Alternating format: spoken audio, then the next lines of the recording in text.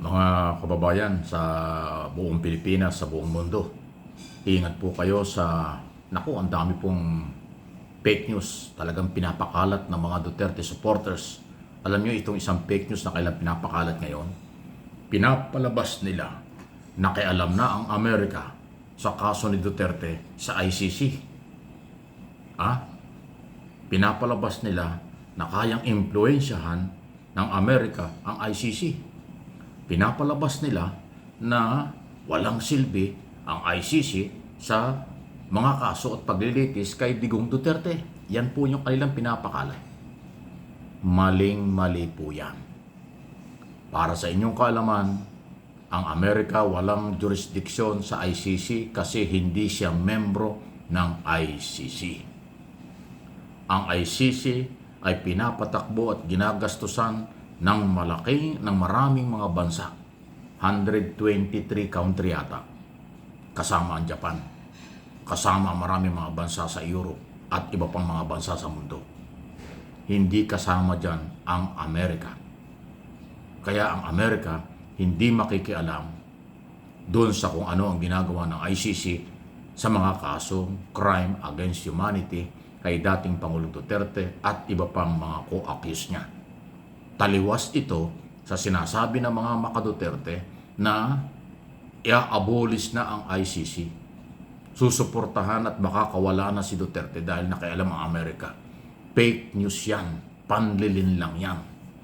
Makikitid ang isip ng gumagawa ng mga yan. O kahit alam nilang walang kapangyarihan ng Amerika, jurisdiction sa kaso ni Duterte sa ICC, pinapalabas nila para lukuhin yung kanilang mga followers. Ang niloloko nitong grupong ito, yung din kanilang supporters eh.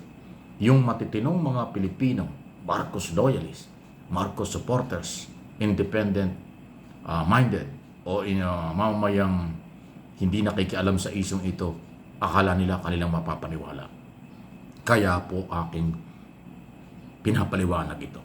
Kasi baka kayo ay maging biktima na ng kanyang klaseng fake news na akala nyo ay totoo. Hindi yan totoo.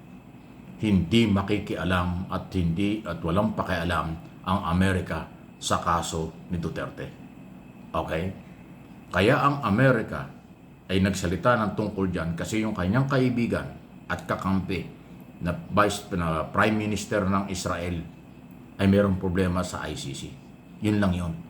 Pero about Duterte, about Philippines, hindi nakikialam ang Amerika dyan. Okay? Hindi nga sila membro eh. Apart din tayo. Tayo ay dating membro na pwedeng makailam sa ICC, pero tayo umalis dahil ayaw na ni Duterte ng panahon yun. Kaya ngayon, tayo ay hindi member ng ICC. Kaya yung mga pinapalabas nila na makakalaya na si Duterte dahil nakailam ng Amerika, i-abolish na ang ICC dahil ayaw ng Amerika. Kakalabanin ng Amerika ang ICC, kalokohan yun. Kaibigan, partner ng Amerika ang maraming membro ng ICC. Pero yung kabuuan na operasyon ng ICC, walang pakialam si Trump at ang Estados Unidos. Hindi sila pwedeng makialam dyan. Yan ang totoo. Kaya yung mga panlilinlang na pinapalabas nila ngayon, yan ay bahagi na ang kanilang gustong palabasin na si Duterte ay lalabas na. Hindi po yan totoo. Hanggat hindi nagbabago ang desisyon ng ICC, International Criminal Court, doon sa issue ng interim release, hindi makakalaya ang dating Pangulong Duterte. Ang pinagtutuunan ngayon ng pansin ng ICC at ng mga prosecutor ay yung simulan ang trial. Kasi until now, wala pang trial. Magwawalo o 9 na buwan na. Kung di ako kakamali, 9 months na nakakulong si Duterte, wala pa ni isang trial. Yan ang diskarte ng kanyang abogado, kaya yari kayo. Milyon-milyon ang bayad dyan.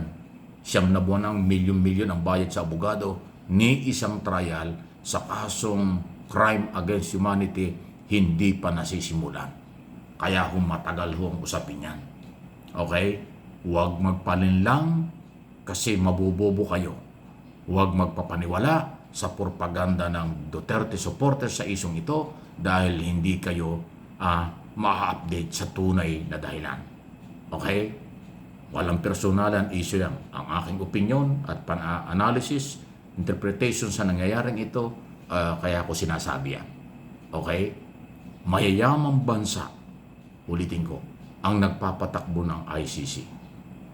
Talagang hindi pangkaraniwan, mga big time na mga bansa, mayamang bansa sa mundo, sa Europe, dito sa Asia at iba pang lugar, ang member dyan.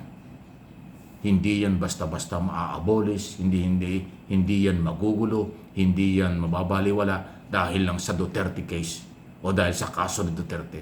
Hindi ma-impluwensya si Duterte sa ICC at mga member ng bansang nagpapatakbo rito.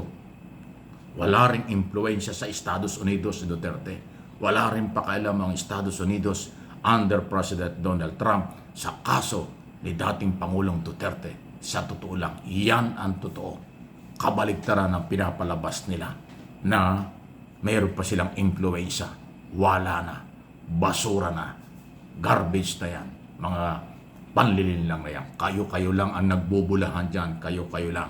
Katarungan pa rin ang ating hinihiling. Katarungan para sa mga biktima ng human rights violation. Katarungan sa lahat ng mga akusado sa pangunguna ni Duterte, Bato, at kung sino-sino pang mga general. Katarungan kasi lahat sila inosente pa. Lahat sila ay akusado pa lang. Wala pang trial, wala pang hahatulan. Kaya ang ating sinasabi, justice for all. Okay? Yan ang malinaw. Okay? Hindi ho sinasabi nating justice lang para sa mga biktima. Justice din para sa akusado. Yan naman ang purpose ng International Criminal Court. Walang politika dyan. Non-partisan dyan. Walang politika. Kung ano ang kaso, sino nagreklamo, sino ang akusado, ay kanilang pinapanagot.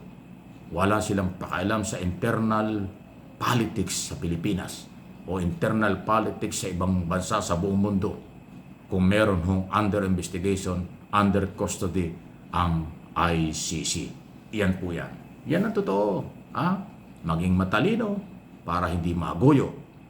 Maging aware sa lahat ng mga balita at nangyayari para hindi maalinlang ng mga fake operation, fake news, fake information para lang sa kanilang interest. Kung ano yon, alam mo na yon. Di ba? Please like and share ng ating mga topic dito po sa ating mga channel. For information dissemination ng balitang totoo. Okay? Walang destabilization, walang panlilinlang dito sa aking mga channel. Paninindigan natin ang totoo base sa mga pagsusuri, kaganapan, at mga nangyayari at pwede pa rin mangyari. Ayun po yun, Relax lang. Merry Christmas sa lahat ng Pilipino at Advance Happy New Year sa ating lahat sa buong mundo.